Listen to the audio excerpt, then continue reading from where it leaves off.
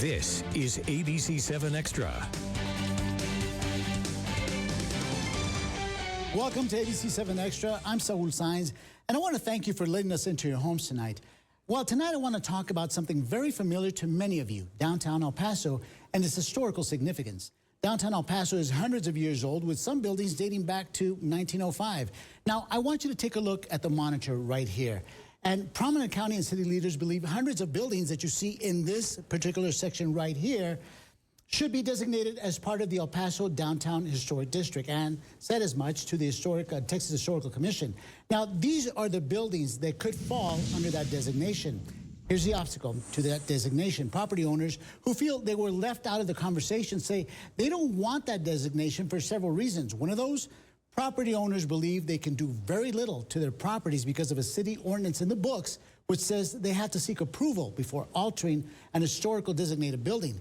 But on the flip side, a designation typically frees up historic tax credits and federal dollars to renovate properties. Tonight, we'll hear from one of the attorneys who is advising property owners about the pitfalls of that historic designation, and longtime historic preservationist who believes this is what downtown El Paso needs.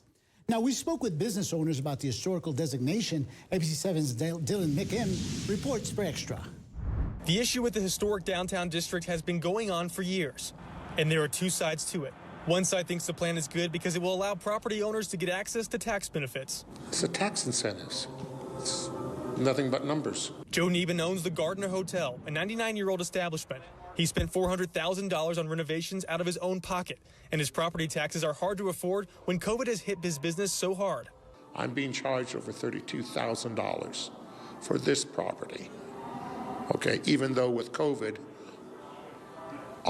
virtually all the properties are empty. Or should I say, not empty, but they can't open because of COVID. On the other side of the argument are business owners who feel that being in the district would harm them.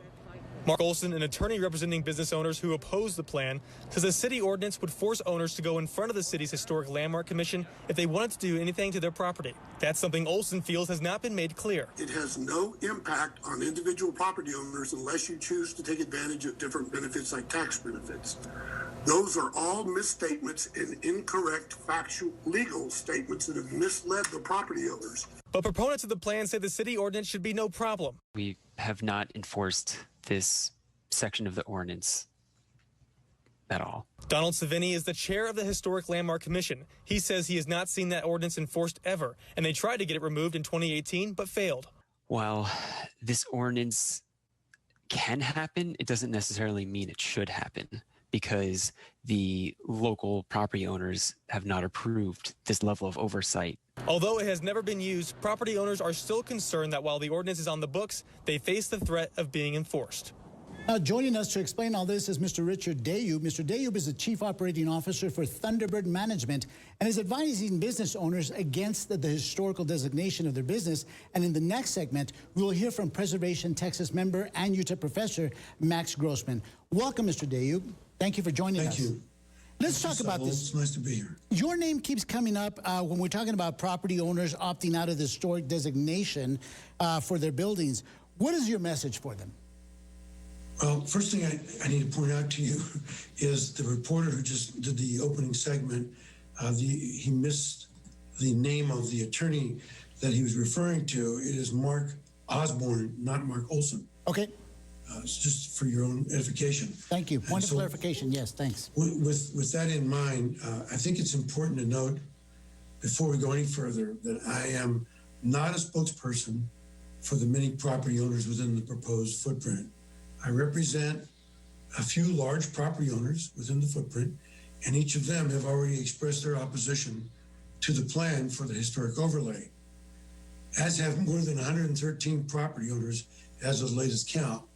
So to answer your question, I offer to them that they have taken the proper first steps to protect their property rights. They should continue to be vigilant to ensure those rights are not in any way infringed upon without their permission. The key question, why? Well, there's several reasons why.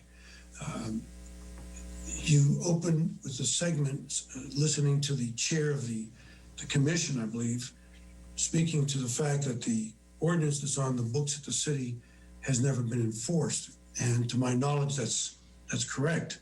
However, it's still on the books. And having dealt with elected officials and staff officials, both at the city and the county, for that matter, at the state, the one thing I know for certain is that the end-all, be-all, final decision on code is made by those who are elected to office. So while the Landmark Commission may choose right now not to exercise that option, and they've not enforced it to date, that is not to indicate that the city's leadership, some of it newly elected leadership, may choose in the future, as long as that's on the books in the code, to begin enforcing it. And they are the ones who make the final determination. So if I'm a property owner, or I'm a prospective property owner, and I'm considering purchasing property in the downtown area that would be eventually, if it's approved, within that footprint, I certainly want to know what the risks are to me. It's called due diligence. I mean, that's the reason why you have title companies who go through the property before a sale is completed to make sure that both the buyer and the seller, but particularly the buyer, is aware of all the nuances involved with that property and what those implications may be.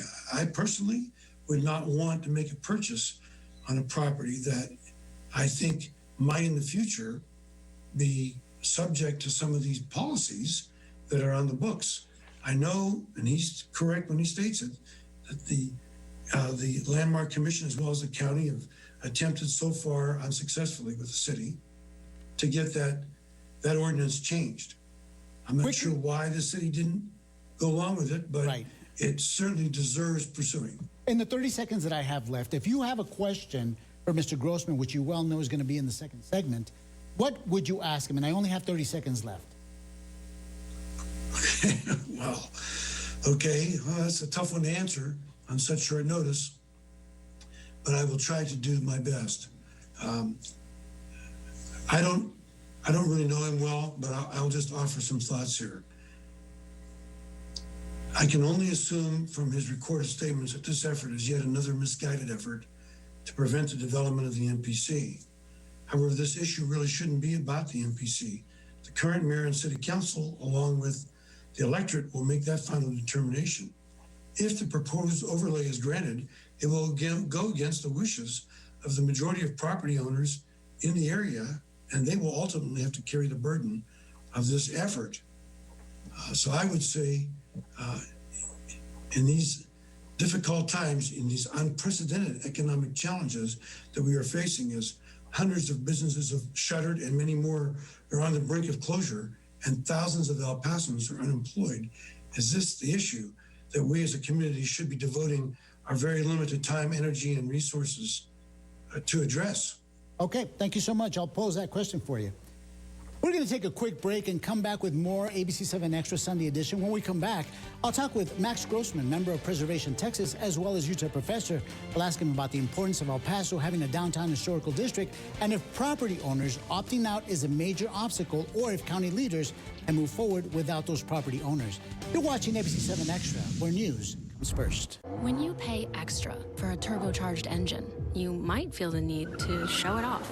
But if it comes standard, you might not. Quick call or come by your Volkswagen dealer today and lease the sporty, driver-inspired 2021 Jetta S for just $199 a month. No matter what your business is, you want it to be a success. As the expert on what your business needs to succeed, it's time to take your marketing into your own hands. Achieve your business goals with the tools at Local Links. Craft effective, powerful videos and commercials. And learn the secrets of great advertising so your message reaches your most valuable customers. Do it yourself with Local Links. 360-degree marketing solutions to power your success. Visit borderlandlocallinks.com.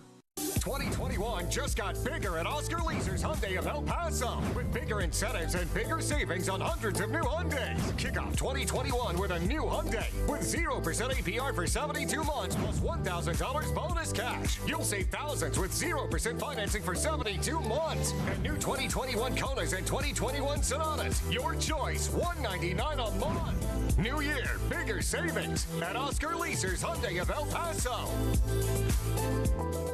Great American Steakburger is El Paso's original steakburger restaurant, providing outstanding food and service based on the tradition of our founders since 1985. Our 2 locations on the east side at Yarborough and Montwood and on the west side at Mesa Hills near Sunland Park Mall have on-site, hand-cut, aged choice steaks, as well as an amazing selection of delicious seafood and, of course, our signature steak burgers. Dine in our family-friendly atmosphere or order to go and enjoy your favorite meal at home. Enjoy your next meal out with the Great American Steakburger family, El Paso owned and operated for over 35 years.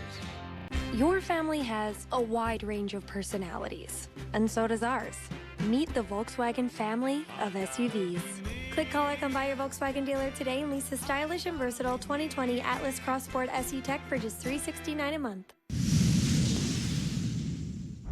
Welcome back to ABC-7 Extra. Joining us now is Max Grossman, member of Texas Preservation Texas, and a big proponent of a downtown historic district. Welcome, Professor Grossman. You heard the question because you were listening in. I asked you to listen in. And of course, Mr. Dayub was asking, is this something that we should be looking at during the pandemic?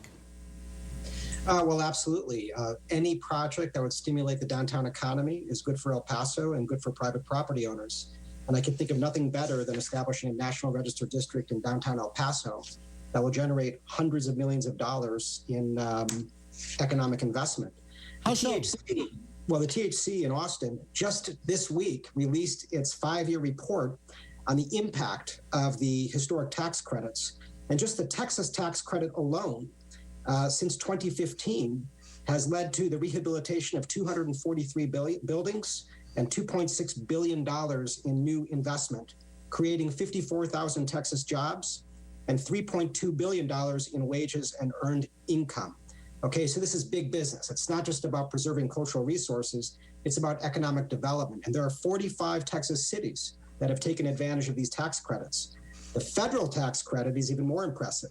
Since 1976, when the credit was established, 45,000 properties across America have been rehabilitated, generating $174 billion in private investment, which is more than the GDP of 139 countries, okay? Major bucks we're talking about here. 110,000 jobs created, 74,000% of those in economically distressed areas. Well, as you well heard, one of the biggest obstacles is that city ordinance. What would you say to property owners who say that ordinance is in the books and could come back to haunt them? Well, I'd say don't worry. There are 4 National Register districts around downtown, including Sunset Heights. The ordinance has been on the books for 15 years. It's never once been enforced. You heard the HLC chair.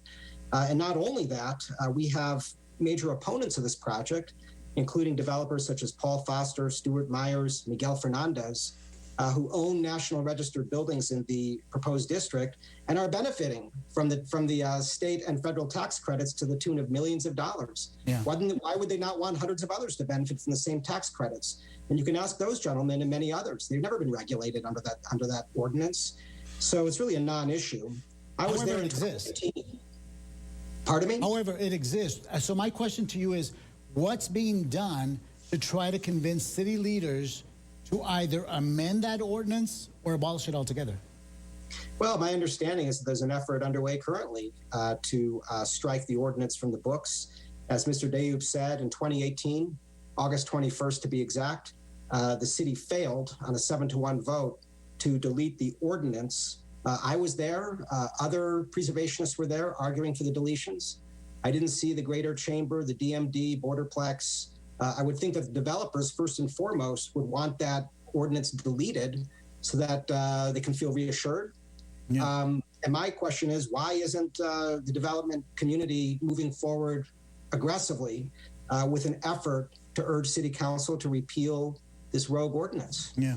What have you or those who you work alongside, what it is that you all have done to try to convince the city to do away with this ordinance? Because it sounds like that's the only obstacle for property owners in the downtown historic district area. Well, look, I've been working on this National Register District project for downtown and Segundo Barrio since 2011, since the time I served on the El Paso County Historical Commission, so long before the arena or any controversy. And already, starting in that year, I recognize that ordinance needs to be deleted and made my recommendation together with the CHC to city staff. And we've been talking about it for 10 years. There was a concerted effort to delete it in 2018. The issue went into executive session, and mysteriously, the 8 city council reps came out and voted 7-1 to leave it on the books, and we have no idea why.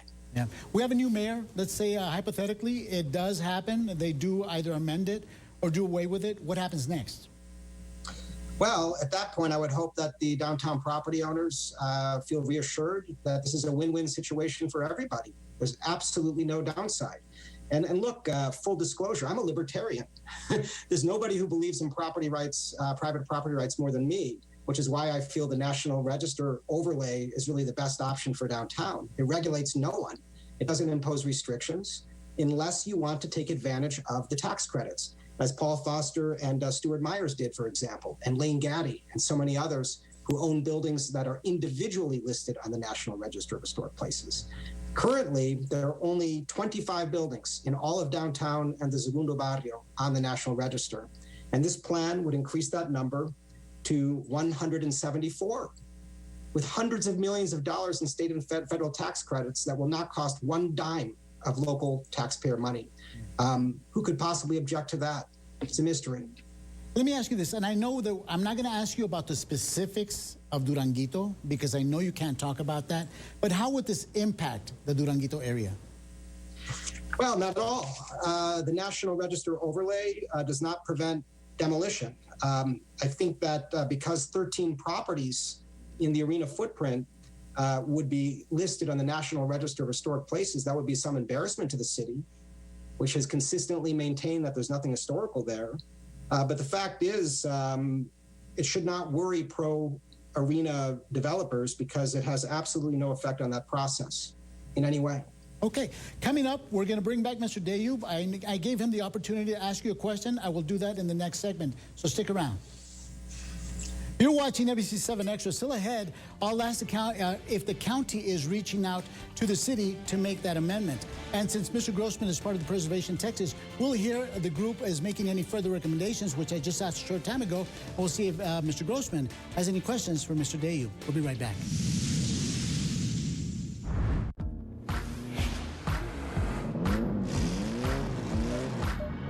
You know this guy? Honey. With the most standard safety features in its class.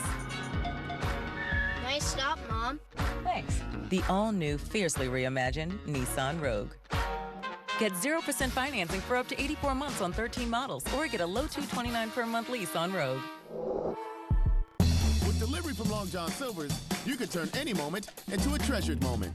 Choose from our fish and shrimp, grilled salmon and shrimp, or fish and chicken variety platters. Visit longjohnsilvers.com to find delivery near you. Long John Silver's, fish yeah. Congratulations to Mauricio Casillas for winning first place in the Texas Associated Press Awards for specialty or beat reporting on U.S.-Mexico border issues. That's the second year in a row Mauricio has won first place in this category. Start 2021 on the right foot. Come to Bravo Chevrolet in Las Cruces, where Bravo makes the difference. That's right, Audie. Come to Bravo Las Cruces and you get immediate savings. This 2020 Chevy Volt you can save over $11,000 on. That's a Bravo deal. Or get your 2021 Chevy Silverado and save over $5,000 with your Bravo deals. El Paso, come to Bravo Las Cruces and get a Bravo deal. It's just a hop away. My great-grandfather had been massacred. 15 dead. We're not just talking just shot in the head. They shot them to bits. You couldn't even recognize the parts.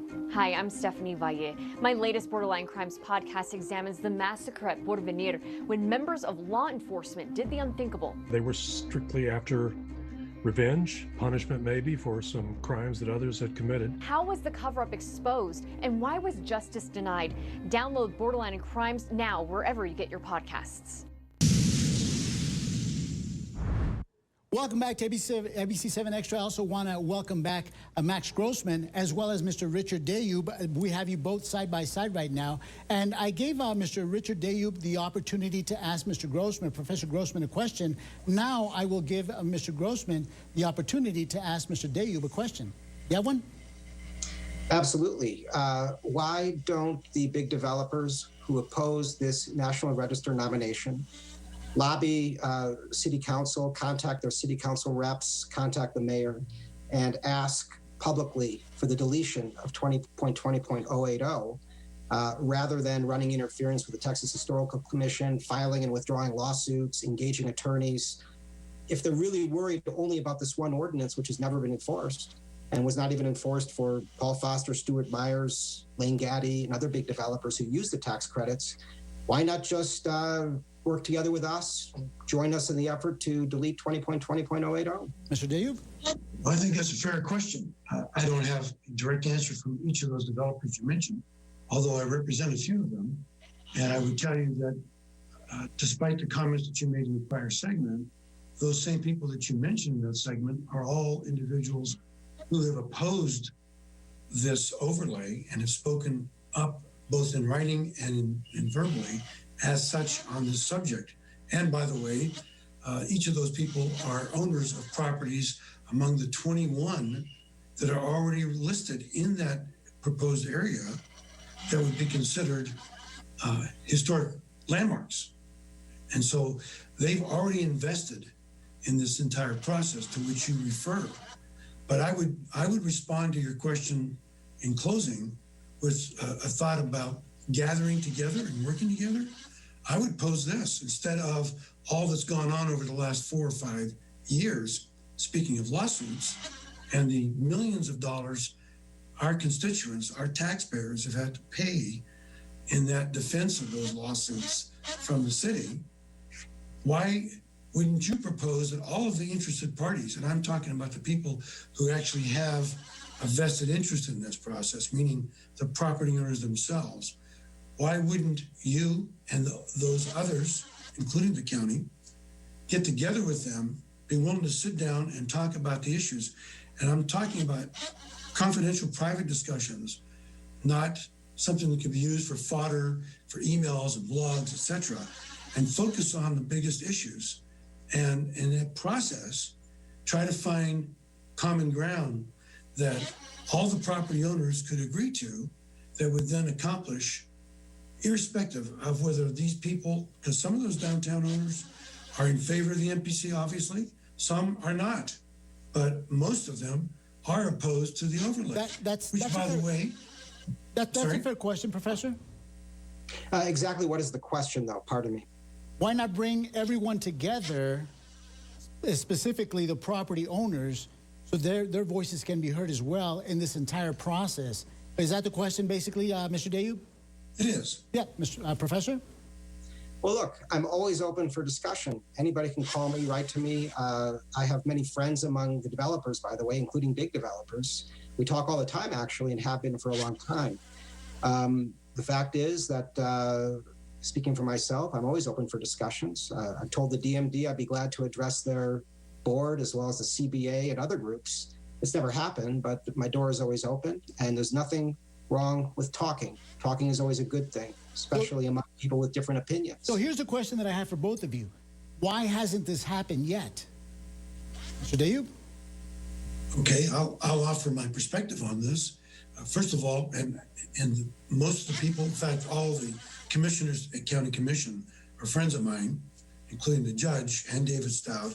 But I will tell you that the county, in my view, have done a terrible job of outreach in the community as they move forward with this effort to have the overlay. Announcements in the paper aren't sufficient.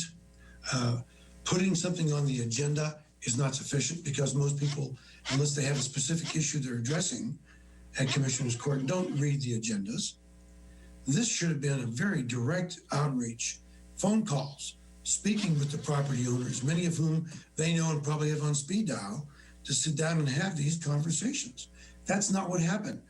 I mean, from the perspective that I look at it, this has been borderline surreptitious in the process because there's been so little true outreach to the key stakeholders, which are the people who have the most at stake in this, which are the property owners. Professor Grossman, can we get a commitment on the record that you will sit down with property owners and discuss this entire issue concerning the ordinance that obviously property owners find an obstacle to going forward? Can we get a commitment that both sides will meet and talk about this before moving forward? Look, I'm always happy to do that, but let me state that I am not the county, right? This is a county project. I'm a private citizen, a volunteer with a vested interest in this project because I love our history and culture and I love our buildings. I'm hardly the stakeholder that the county is.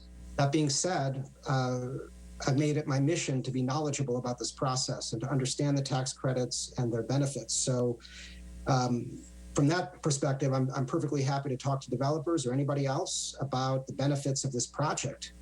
Quite frankly, they should be thrilled. They really should. We'll have to leave it at that, gentlemen. Thank you so much for taking time to talk to us, spending some time with us on Sunday, ABC-7 Extra. Gentlemen, thank you. You're welcome. Thank you, Saul. And thank you for joining us. I'm Saul Saenz, and this has been ABC-7 Extra Sunday Edition. Good night y buenas noches.